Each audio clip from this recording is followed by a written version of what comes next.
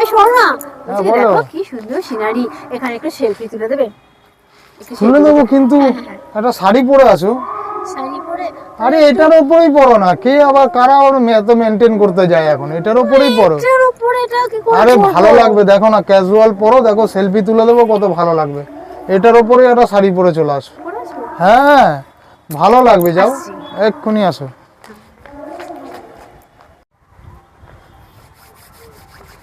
Guys এখন যদি বলতাম না যাও শাড়ি পরে আসো, তাহলে 1 ঘন্টা খানেক সময় লাগাতো।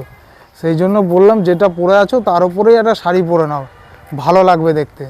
আপনাদের কাছে রিকোয়েস্ট করছি, আপনারা না কাইন্ডলি একটু কমেন্টে এসে লিখবেন যে না খুব সুন্দর লাগছে শাড়ি পরে, বুঝতে পেরেছেন?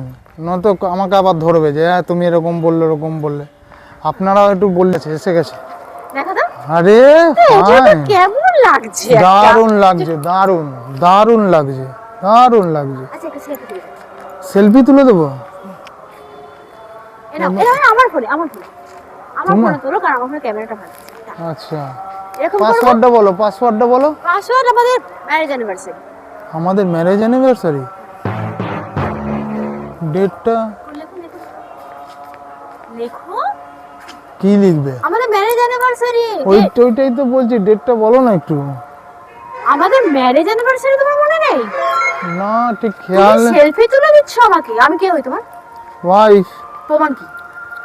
যে অ্যানিভার্সারি ডেট মনে রাখে না, সে আবার নিজেকে আরে। আমার ওয়াইফ, মানে আমাকে ওয়াইফ বলছো তার? এত কিছু তোমার কাছে সেলফি তুলবো, তোমাকে আমি ডিভোর্সের নোটিশ পাঠাবো। দাও।